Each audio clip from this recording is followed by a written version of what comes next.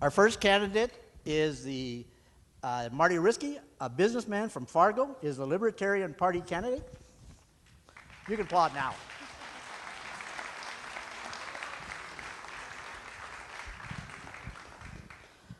Our second candidate is Doug Bergam, an entrepreneur and businessman from Fargo, is the Republican candidate.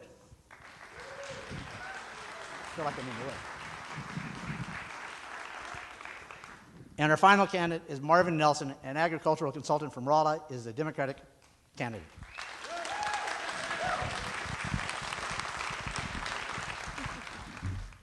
And we will begin with opening statements.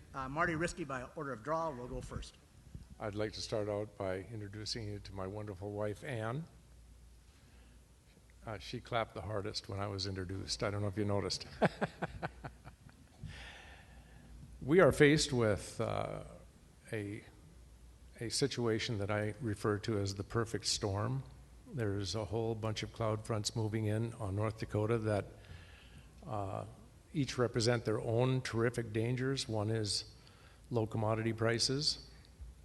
Second is low oil prices. The retail sales are suffering as a result of that.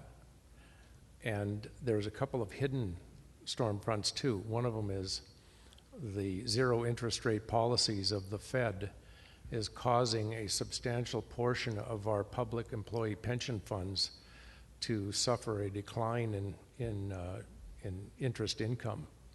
And so to get out front and say that we hope to get an 8% return on our pension funds is increasingly unlikely. In fact, the latest report from the Legacy Fund is that the annual rate of return was 2.65, which is considerably less than 8%. So I think we need to work toward forecasting much lower with a hoped-for surprise.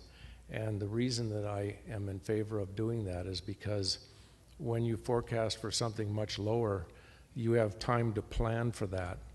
When you are planning for higher levels of income, and please finish.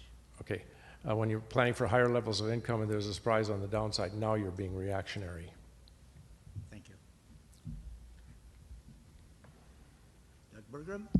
Good evening, I'm Doug Bergam. I grew up in Arthur, North Dakota, and I'm grateful to have had an opportunity to grow up in a town of 350 people, learn all the great lessons that you can learn, being close to the land, having some great friends, caring teachers, loving parents, some good coaches.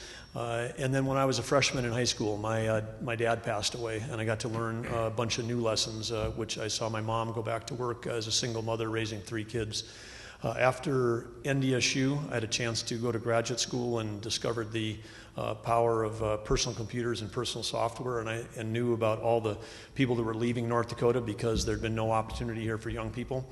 And I said, this is something new back in North Dakota. So I moved back home, and I'd had a piece of ground that I had inherited from my dad. I took a mortgage out on that, so I literally bet the farm on that piece of ground, and that became the seed capital for a company called Great Plains, and we created 2,000 jobs in North Dakota, hiring kids from over 220 different towns across the state. So I've seen what North Dakota kids can do, and know that we can to reach our full potential, we can do more things like that in the future. Marvin. I'm Marvin Nelson. As I said, I'm an agricultural consultant from Rolla, North Dakota. I grew up in Rugby, and my wife Susan is also here tonight. And I thank her for coming. We face difficult times in North Dakota, not because they're so bad, but because there's such a change in such a short period of time. Our revenues are down $5 billion out of $12 billion. We do not have the money to do the things that we were doing, and yet people continue to come up with even more new things to do. We've had 24 years of wealthy Republican businessmen as governor, and it's left us with a capital of poor people in having very poor outlook on life.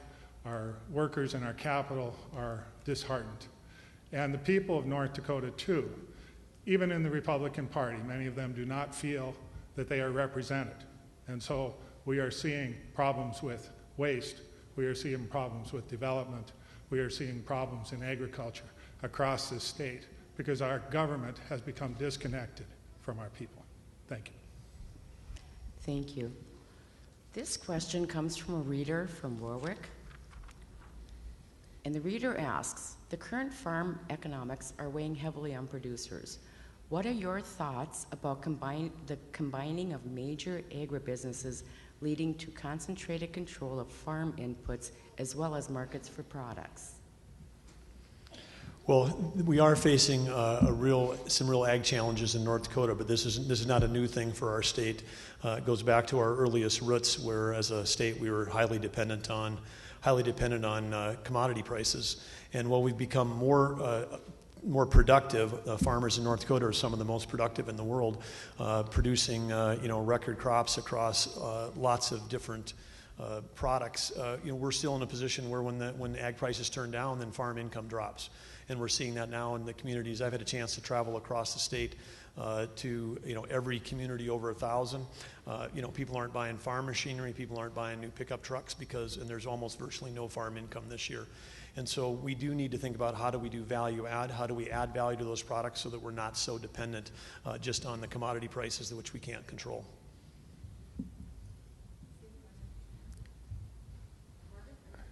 Okay. We see a general pattern. When oil and wheat went up, fertilizer went up. And when oil and wheat went down, fertilizer stayed up.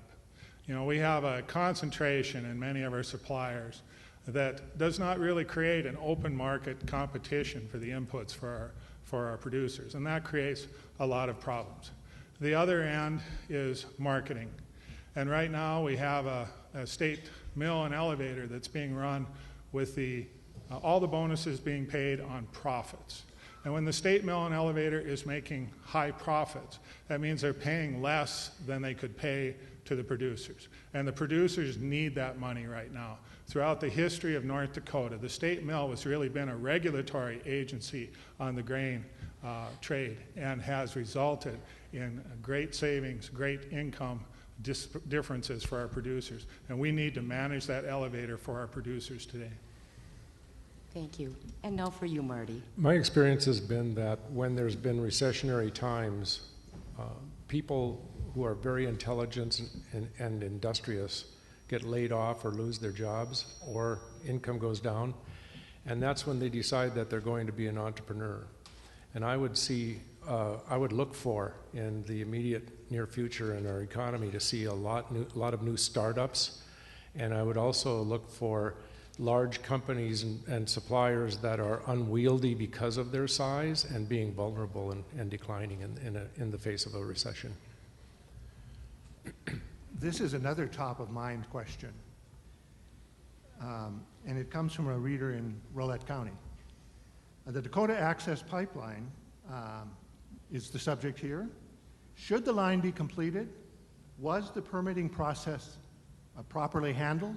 Was it fair to all interested parties? The process seems to be a mess from the start. I remember back in Rolla when we built our store, every day it was freezing up in the fall, and we didn't know if we could start construction the next day.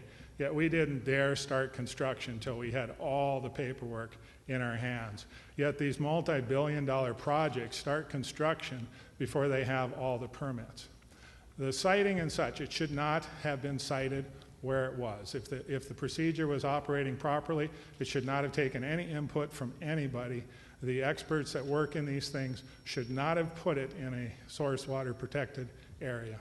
And so there's been mistakes from the beginning. Now we have to pull back, we have to look at it, and we have to decide what we can do. And I don't know exactly where that's going to go, but we have to have an open mind. Marty, I think the question goes to you.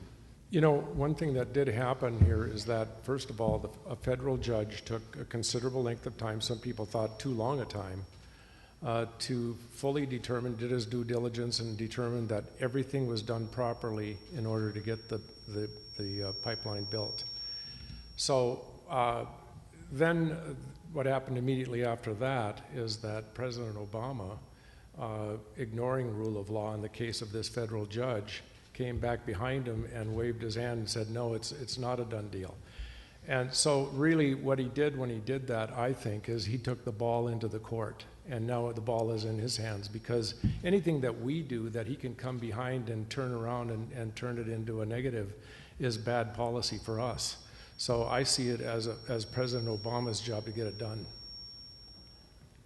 Doug, the question will go to you. Well, I think this is, as we're seeing, this is a collision of principles at the highest level, because this is certainly an opportunity for us to honor what's great about being an American, which is the opportunity for free speech and the First Amendment rights for people to protest, speak their mind, and do that peacefully. We also have got at issue over several hundred years of Native relationships, and the feeling that their promises with the federal government have been broken. We've got private property rights. We've got permitting process at the state and federal level. We've got law enforcement and the people that are serving to make sure that we're protecting people here. So as we see this collision coming together here right in North Dakota, not miles from where we stand tonight, I think there's an opportunity for us to open up a new dialogue, and maybe that dialogue can take us to a future that gets us to a better place regarding all these issues.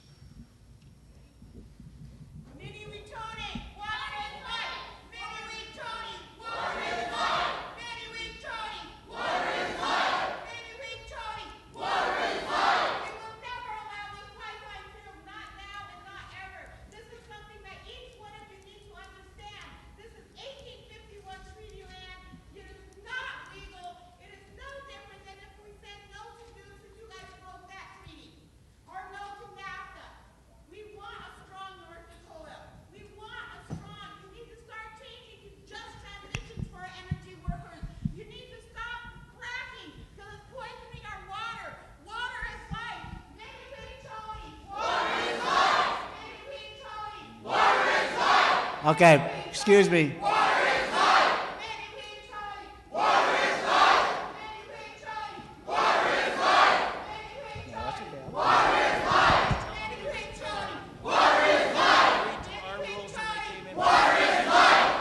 Excuse me. Excuse me, you guys agreed to our rules, and we are not trying to deny your free speech. Believe me, free speech.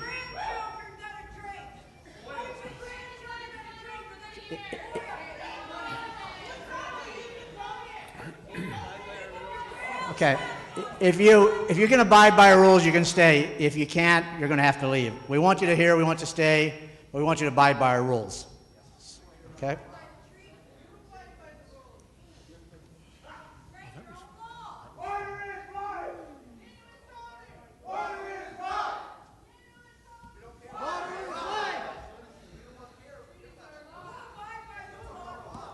Okay, again, when we came in, we asked everybody to abide by our rules.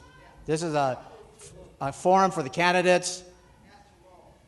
So if you can abide by those rules and be quiet, save your comments and your applause and your cheers so that after you can stay. Otherwise, there are people here who will help you leave. So we don't want that to do. We want everybody to stay so we can continue. All right? Thank you.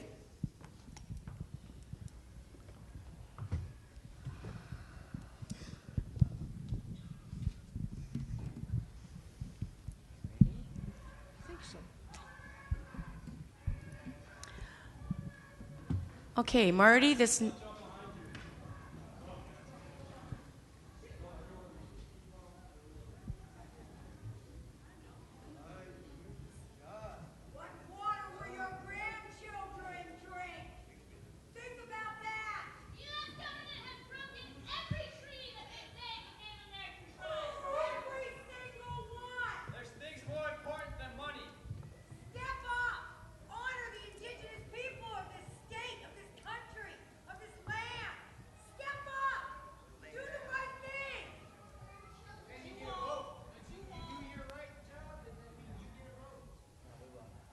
Okay. This next question goes to Marty. Sarah will ask this question. Oh, sorry.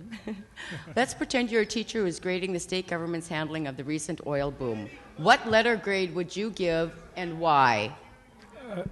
I'm sorry. Do you want me to repeat the question, Marty? Well...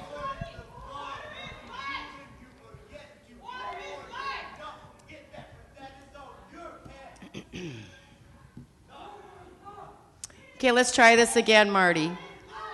Let's pretend you're a teacher who's grading the state government's handling of the recent oil boom.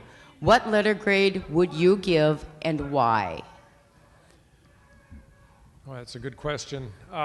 You know, it's such a complicated thing. I was out in western North Dakota in the early 80s, back when they were dipping straws into the ground without fracking. They were a lot simpler back then. It required a lot fewer men to sink a hole. And so in Williston, for example, the city really didn't expand that much. It really didn't change all that much. People got richer, but the city itself didn't strain city resources quite so badly. With fracking, you had water hauling, you had chemicals, sand. It involved so many more people that it became a crush. And in a crush situation, I'd have to give them an A. I think that it was a very, very strenuous situation. I can't even imagine trying to accommodate all of the things that needed to be done as quickly as they needed to be done. And the other thing about it too is that in the case where we fell apart back in the 80s, it went down really fast. This time it's been slower, but it's still going down. Well, I think as Marty was saying, I mean, this is unprecedented in terms of the amount of economic activity, often hitting communities that were very small. My running mate, Brent Sanford, the mayor of Watford City, I think is a great example of someone who was managing this. When Brent moved back to North Dakota in 2004, there was, I think, 6 kids born that year, including his daughter that year. Now there's over 100 kids in her class at Watford City, and we're seeing cities like Watford, continue to grow their enrollment. Williston had another 400 people, added their schools this year. So this, in terms of managing, we had to, housing, affordable housing for teachers. How do we handle daycare? How do we manage basic infrastructure? I mean, how do we build communities where people want to live in? I think there was a lot of local leaders that, without training, without resources, did some incredible things to help North Dakota keep up with the boom that we experienced. And what letter grade? As a teacher, you're grading the state government. What letter grade? Well, I didn't answer about the state government, so maybe I have to say that for another time. Thank you. Marvin? Well, I guess I'd have to go with a C. It's really a mixed bag. Some of our standards as far as how the wells are cased and putting the wells basically along certain section lines to not have development scattered over the whole countryside, those were very good things. At the same time, clearly with the filter socks, the radioactive waste, those sorts of things, we just did not have those things properly handled. There's waste scattered all over western North Dakota. We don't know where. And so there's really a mixed bag in those things. And we did handle this better than we did the last one. We still have thousands of acres of legacy destroyed land that hopefully will not happen with this development. But we need to start working on cleaning up that legacy destructed land. And but it's a mixed bag. It's a frustrating thing to people when they see companies that are not keeping their flares lit and things like that, and then when they call for help from the state, that they're just not getting help often in a timely manner. And that's so I average, I guess I give them a C. Thank you. Our next question will be for Doug, and Mike will ask the question. Well, following up on the oil boom question, a reader from Newtown wonders whether you're satisfied with the organization of the Industrial Commission. She suggests that its role is compromised between regulation and promotion. Do you have anything to say about that issue? Well, the Industrial Commission, of course, is a vestige of an earlier day before we had an oil industry what's the size that we have.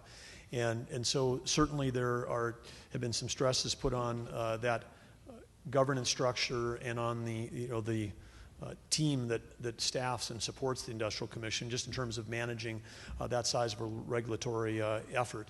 And so certainly this is again a situation where during the boom we had a lot of hardworking state employees that were pressed, to levels never seen before. Like anything, there's room for improvement. There's rooms in terms of how we manage the governance, how we manage regulatory processes, how we take a look at separating out the promotion from the regulation, and how we look at staffing to make sure that we've got the appropriate people in place to manage the regulations that we're trying to manage. Marv, the question will go to you. Well, I do have to question the current makeup of the commission. For instance, I just look at the crime wave we're having in this state, all the problem with drugs and everything, and we take our Attorney General, the chief law enforcement official, and we got him running the state mill, we've got him making decisions on student loans, we have him working on low-income housing. I'm a little questionable that that's really the best use of his expertise. And there's also the problem that we have 3 people who are elected running the Industrial Commission. And with the way it works with donations for campaigns, at the very least, it gives a clear appearance of a conflict of interest. And that is part of what's created that rift between our government and the people of our state. And we need to somehow get rid of even the appearance of a conflict of interest. Thank you. And Marty, now to you. I would look for a way to create an executive position for especially the regulatory side, because that's where the point of influence comes in campaign donations. I'll rest with that. Thank you. Our next question is will be asked by Sarah, and it will be for Marvin. This question is from a reader in Bismarck. If the legislature required you to do something with $100 million, excluding tax relief, what would you spend it on and why? Well, really right now we need to spend that $100 million on Medicaid. Medicaid and Medicaid expansion, because it's not just going to bring $100 million to the state, it's going to bring other hundreds of millions of dollars. And right now, with what's happened, the majority party put our healthcare industry into recession along with agriculture and along with oil. And that's why our income is not meeting our projections. They did unwise cuts, and it's creating an economic problem in this state. So that's where I would put it. Thank you, Marvin. Marty, question to you. I would apply it to the budget deficit. Okay, thank you, Marty. To you, Doug. Well, the world is going through a tremendous transition right now, and the rate of change that we're seeing is only going to accelerate in the future. If we had this magical $100 million to spend, you couldn't spend it on tax relief and you couldn't spend it on other thing, I would spend it on trying to create awards and prizes that would trigger innovation for people across a number of fields. With the legacy fund that we have today, the size of that's actually bigger than what the Nobel family, when they founded the Nobel Prizes. It's bigger than the endowment that supports the MacArthur grants, MacArthur Genius Grants. And whether it's on Native relations, whether it's on reinventing education, whether it's on environment, whether it's on healthcare, it's been proven. Whether it's the $25,000 that was in place that caused Lindbergh to fly across the ocean, which spawned a whole aviation industry.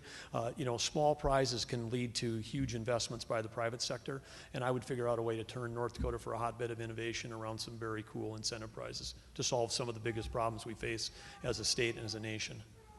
Thank you, Doug. Mike will ask our next question, and it will be for Marty. We're back in school.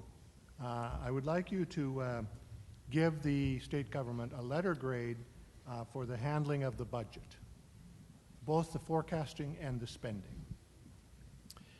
Well, we're currently using Moody's to do the forecasting, and we have had some discussion about whether North Dakota as a state could develop its own forecasting team and become proficient enough to hire out to other states and become very good at it for North Dakota.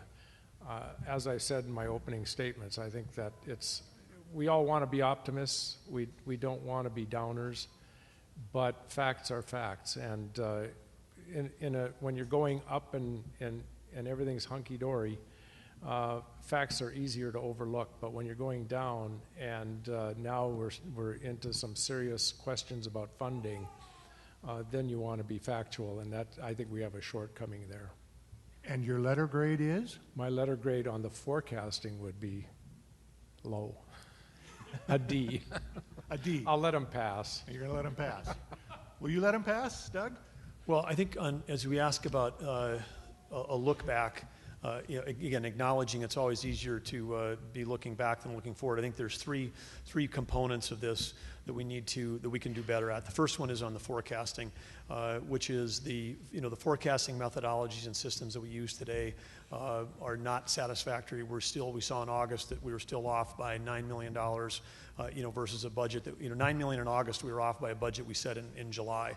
So we're still not there yet in terms of fixing the forecasting, and there are things that we can do there, with using modern approaches to improve forecasting. The second thing is the actual budgeting itself. And I think, again, budgeting, we've got to go to zero-based budgeting to get us a better look at how do we drive budgets that are clean from top to bottom, because it's easy to put up the thing that's most dear as the thing that's cut first, and then everybody screams. The last thing is relative to risk management, because most companies that are in the commodities business do things to manage their risk. Basic hedging strategies. Anybody that's in the oil or ag commodities business does this. The state has got a lot of mineral acres, and we don't do anything to protect the revenues during the good times. So we need to do better on all three of those. And then you're going to ask me the letter grade as a follow-up. I'm not going to give one, because I think it's not useful to criticize a bunch of state employees that were working the best they could with the tools that they had. And I know that they know that they can do better. I know we can do better. The letter grade's not important here. It's what important is that we do a better job going forward. So that's the second time you've declined a letter grade. I think there's a lot of things about school that are outdated, and letter grades might be one of them. Aha. Marv, Yeah, that's true. your turn, Marv. Yeah, I really miss Representative Shirley Meyer, because they give us a forecast and then she'd whip out a Sharpie and give me a more accurate forecast in about 35 seconds, and she did it all the time. I think we should just hire Shirley and give her $500,000. But realize that for forecasting, there's no one in the world that can accurately forecast the budget for North Dakota, because we are commodities-based budget.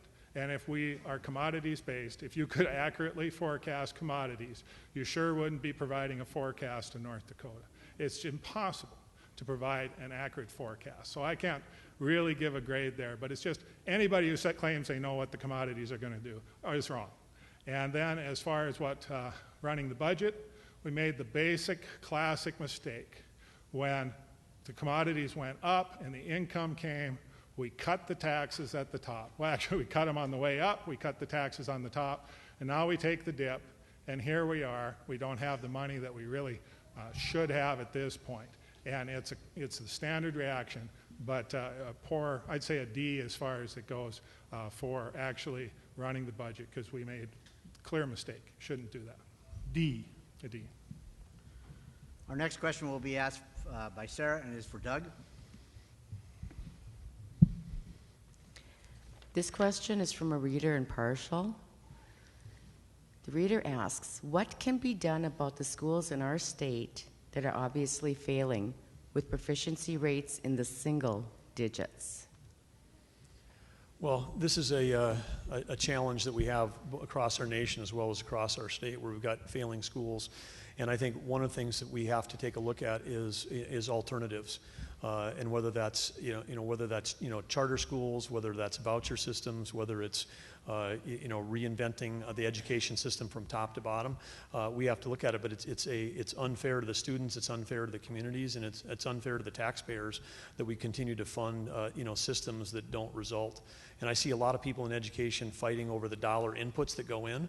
I would like to have more people fighting, as you're saying, fighting about the results that come out the backside, because when we see the poor results on the backside, we just have to say, hey, this isn't working, and more money isn't the solution. We've proven that more money isn't the solution, so we have to come in with fresh ideas and fresh approaches. Thank you. Marvin? Well, most of the time more money is the solution, because you can just go across the country, and where more money is spent, the schools do better. And that's just the frank truth of it. When you look at the poor performing schools in this state, when we went through and put the last formula in place. Many of them were capped in such a way that they did not get their full funding under the formula. They saw things like their federal funds were taken from their state funds, and even when federal funds were sequestered, that money was not put back in their funding. So they were under financial stress. At the same time, we don't deduct for the federal funds for school districts like Grand Forks and Minot due to the way that they do the formula. So funding is very critical, and we should not be punishing those schools that are poor performing. We should be helping them, and it does take money. Thank you. Marty? I'm in favor of charter schools and vouchers and expanding the opportunities for students. Thank you. Our next question will be from Mike, and it will be from Marvin. A reader in Mayville wants to know, how can we get more value out of the higher education system? Yeah, I remember where I answered on that one. First, I was going to do the simple things like find a habitable planet and start a colony, and then I was going to fix higher ed.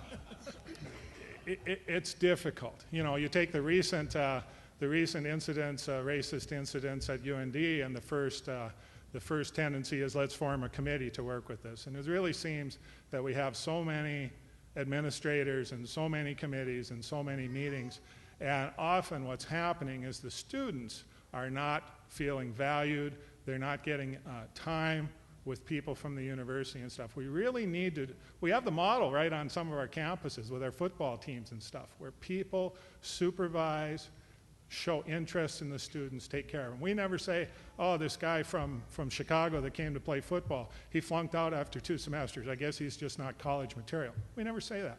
We say that of a lot of other students in this state. So what we have to do is we really do have to make the student the priority of those systems.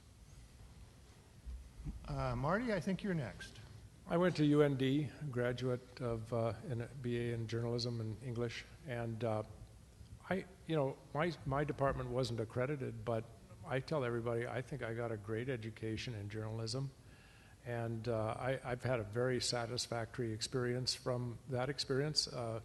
Journalism taught me to do research. It taught me how to look things up and ask people questions and find things out. And I think the university system is great in North Dakota.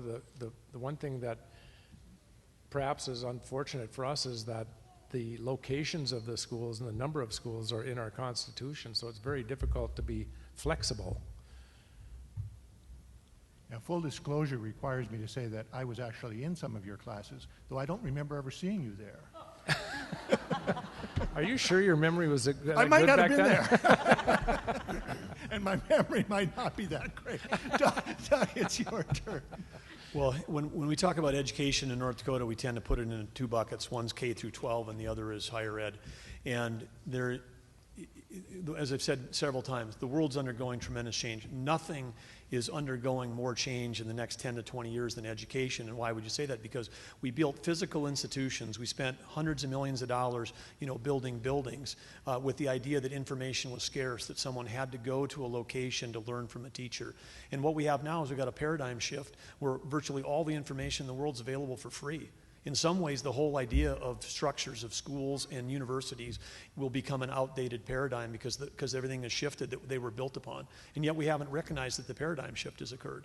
And so it's hard to fine-tune or improve a system that's fundamentally taking an outdated approach to the transfer of knowledge. And so, at least for me, I feel like that, if we want to have the best education system in the country going forward, it's not just K through 12 and people enrolled, it's for every citizen in the state. And we have to really rethink about how we reinvent our educational institutions to take advantage of all the world's information that's free. And that doesn't mean building more buildings. Our next question will be asked by Sarah, and it'll be for Marty.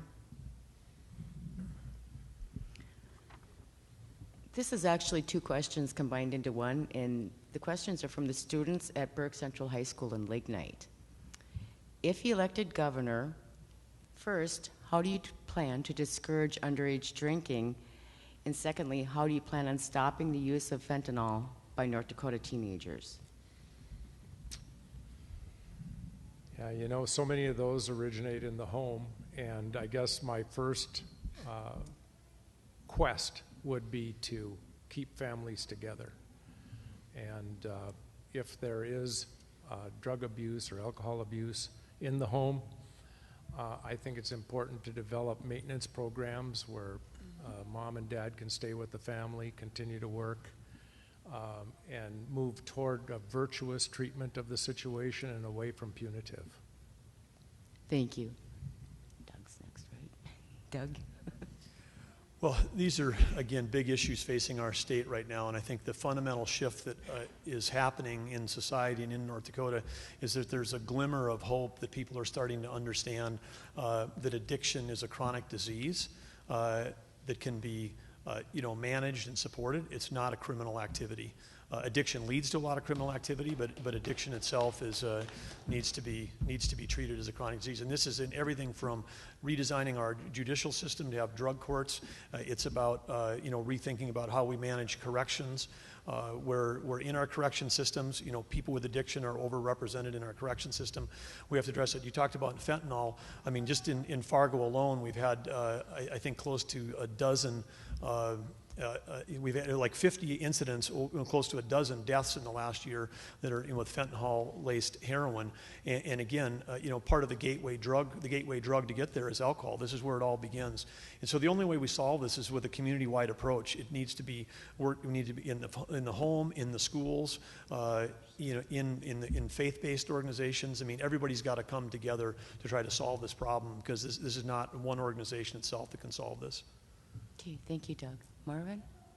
Well, I would agree with the idea that we need to really look at addiction in a different way than we have. The problem is that with the cuts in Medicaid that just occurred, there aren't addiction programs that are going to come, and there aren't addiction counselors that are going to come. The cuts that the Republicans made that an impossibility. So we're going to build prisons, and we're going to continue to put people in prisons, is the truth of the situation. For our students, it's education. And the problem comes with the way we're educating students in this state is that alcohol is a great rite of passage and is what we need in order to have fun. Somehow we have to change our society if we're going to change what our students do.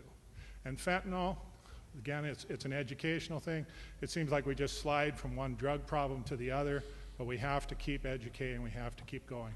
And hopefully at some point we can give enough mental health services that we can quit having so many people fall into addiction. I have one follow-up thing to that too. We're experiencing the same thing that happened during the prohibition of alcohol. When everything went underground with alcohol, they made everything stronger so that the quantities were smaller and easier to smuggle. And that's exactly what's happening now in the drug industry. Thank you. Doug, would you like to add anything? No? Good. Our next question is for Doug, and it will be asked by Mike. A lot of the questions that we got were about the state's political system, particularly about reporting of political contributions. Is there an issue here? Is there a problem here? And if so, what should be done about it? Well, coming in as a political outsider, it's not something that I've studied. The people that are part of the system say there isn't, but on a general level, transparency is great, and I think there's an opportunity for us to have enhanced transparency across all of the state agencies. And again, I don't want to keep coming back to technology, but this is part of the way, part of transparency is, getting not just a report from an agency, but actually getting the data. And when the data is available, then all the citizens can look at the raw data as opposed to just looking at reports that have been created. And there are a number of solutions that are available that are, low cost and simplistic, from specific vendors, opengov.com, open books. Some of these are nonprofit organizations, some of these are solutions. But again, we have an opportunity to really put the information out so that every citizen in the state of North Dakota can see how their dollars are being collected and where their dollars are being spent. Marv? I don't think transparency is the basic problem. There's no law you can come up requiring transparency that you can't hide the money in and you can't hide the money out. What we really need is we need to get to public financing of campaigns so that regulators are not funded by the very people that they are supposed to regulate. We will never have a government that people can trust as long as we continue to fund our campaigns through the very industries that we're supposed to regulate. Marty, your turn. You know, libertarians would not form a government in order to own a TV network and a radio network, but that is what we have in PBS and NPR. And we, the taxpayers, own that, those two networks, and I'm in favor of concentrating all of the campaign activities to those two networks in terms of public appearances on media. Our next question will be asked by Sarah, and it will be for Marvin. Marvin, are you satisfied with the state's practice of forgiving fines levied against companies that violate environmental laws and regulations? There are times to forgive. It's not that every person needs to get a maximum penalty. But when the head of oil and gas division has to spend a half hour explaining to you why an identical violation is not an identical violation, I think we have a major problem. It does not seem to be acting as a deterrent to some companies. There are clearly companies who have a much poorer record than most companies are, and they're not being controlled. You know, we just looked this last week where we have a company now has a lot of waste products that it shouldn't have had, and it's had excessive problems for a long time, and they did not act in a timely manner. And so, you know, it just is one of those things that, yes, if it works, that's fine, but it has not worked.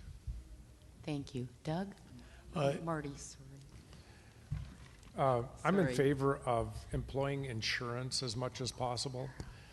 Insurers come in and they vet the process. They build the expertise, and they profit from the activity, which is a good thing. They hire local people, and they go in and they figure these things out because they're the ones that are at risk. The problem when you have politics at risk is oftentimes when all of a sudden a problem occurs, it's not easy to go out to the public and ask for votes and at the same time say, gee, we should have done this better.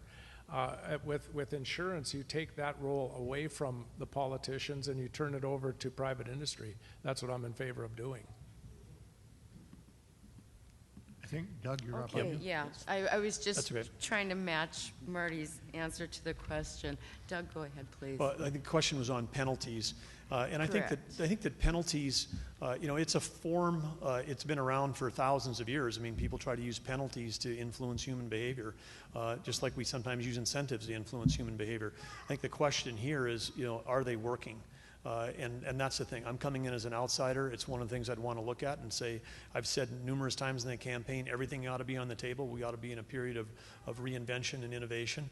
And if these things aren't working, we should change them. If they are working, we should have them keep going. But I'd say, just as an outsider, I'd say, you know, I've never seen a process that couldn't be improved, and I would guess the same lies in this one. Okay, thank you. The next question will be for Marty, and will be asked by Mike. Is there a right to childcare? And if so, how should we go about providing it? Well, there's not a right, but we would vastly improve. I know I have 85 young women working in 6 hair salons, and MJ Capelli is always pregnant. So we're well aware of this problem with child care. And I looked into it myself because my stylist encouraged me to do so. And it's just fraught with risk. There's a tremendous amount of regulations involved. There's a ratio of people on hand to the children on hand. And it's not long before the requirement on the part of the employee amounts to $1,000 or more a month. $1,500 is not uncommon. So you reach a point where you're putting out after-tax income into this situation, and you're really not making much on the other side of that. So it's a ticklish problem. I suspect that some of it comes down to the ratio of teachers to kids. Doug, I think you're next. Yes, well, if we go back, again, from a direct understanding, like Marty, when we were building Great Plains and creating thousands of jobs in North Dakota, we had some of the most progressive approaches, whether it was, paternity leave, maternity leave, child care support, all kinds of benefits, because we understand that if we want to retain workers in North Dakota and we want to hire young people, and we viewed it as a competitive advantage to be better than every other company in the kinds of services that we were providing. But when you get outside of the metro areas in our state and into the rural areas, there's a shortage of daycare providers. There's a shortage of acceptable daycare housing. There's the cost issue that was brought up. I think one of the most innovative ones I saw was in Watford City, again, where my running mate, Brent Sandberg, they have 240 kids in the Wolf Pup daycare there, but it took a private-public partnership to get private providers working with public financing to get the right facility and the right people to take care of those. And without those 240 kids in daycare, then they don't have the teachers and the support personnel they need to help Watford grow. Marvin? Well, I wouldn't call it a right any more than I would call it a right to drive on pavement between Fargo and Bismarck. But by paving the roads, we lubricate business, we save wear on our vehicles, we probably disappoint the windshield doctor. But, it's one of those necessary things for business, for families, for women. We're really silly that we're not putting more of an emphasis on it, because we're missing thousands and thousands of potential workers in this state, both as jobs for childcare and as unfilled positions, because people are home taking care of their children. And we need quality, affordable daycare as part of what can make our economy grow. Does the state pay? I believe that we do, and we help with it. Does the state pay? I think private-public partnerships ought to be considered, but at this point, I'm not sure that the state should be directly involved in the daycare business as a provider. Does the state pay? No. Well, we've asked you guys a lot of questions, so now we're going to give you an opportunity to ask one of your fellow candidates a question. And we're going to begin with Doug. You can ask either one of the candidates a question of your choosing. Marty, you've been a successful entrepreneur and North Dakota business person for decades. Share with us some thoughts about the things that could be different in North Dakota that would help you be more successful, help you, create more jobs, hire more people, and keep growing. When we started, my partner was still in college, and I was just out of college. And we started in a house. We didn't have any money. And one day a guy came in and he says, "Hey, how can you guys be open on Sunday?" And we said, "Well, because we're here, we want to sell something." And he says, "Well, don't you know that it's against the law to be open on Sundays?" And we looked at each other and shrugged and said, "No, we didn't know that," back when the blue laws were installed. But anyway, I would say the number one thing that I would encourage for the state to do is mostly just stay out of the way.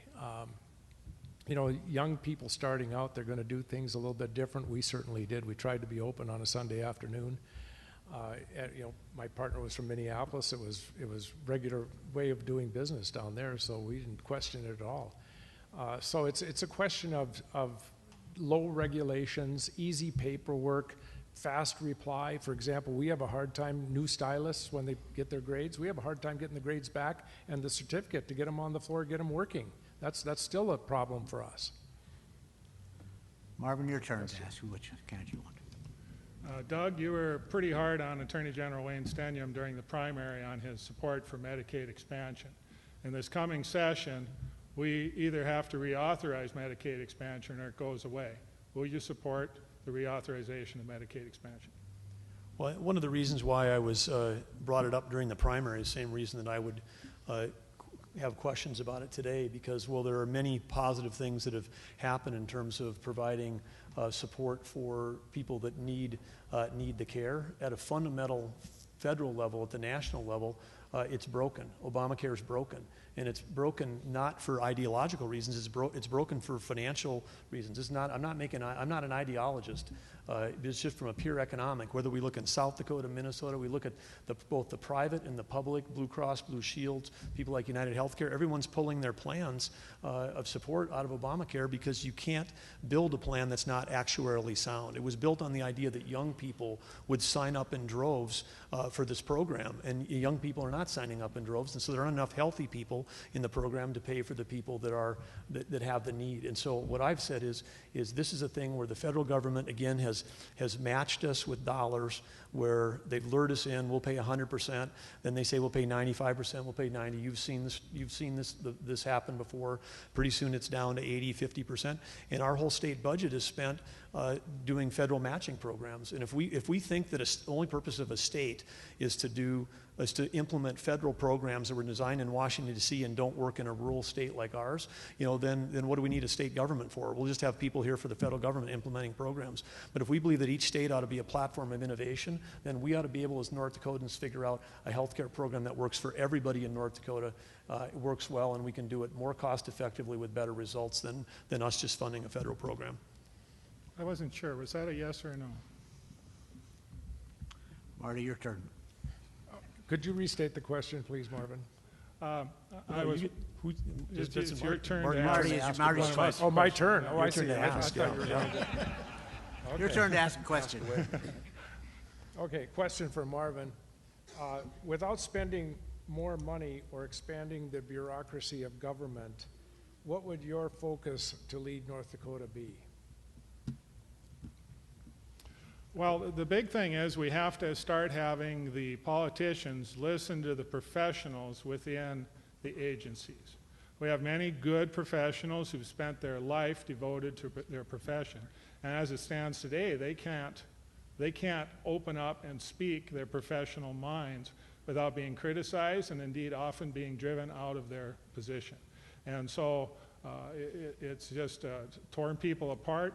We're losing good employees, and we find when we're doing audits and stuff that things that people knew about are not getting taken care of by the administration because everyone's afraid to bring it up. Well, that concludes our question part. Now we will go to closing statements, and we will begin with Marvin.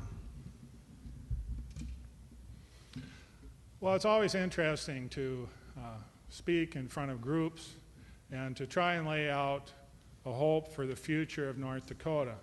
And throughout my campaign, I have said that this is a campaign of a North Dakota for all North Dakotans. Because I find so many people across the state who feel left out, who feel not listened to, and who feel that their voice and opinion do not count.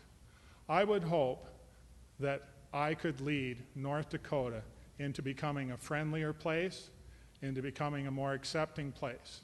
And if that happens, then we will start to have the people stay here, and we will start to fill the jobs, and we will start to grow. And so we need to change our state from the inside out, and I would hope to be the leader for that. Thank you. Doug? Well, first I want to start off by thanking the North Dakota Newspaper Association, and specifically Brock and Sarah and Mike and Steve and everyone for hosting tonight's debate. As we've discussed through the last hour, there are a lot of challenges facing North Dakota, and some of that starts with our budget situation where we're over $1 billion short of revenue. And this can't be fixed with belt tightening. It demands new ideas and new leadership.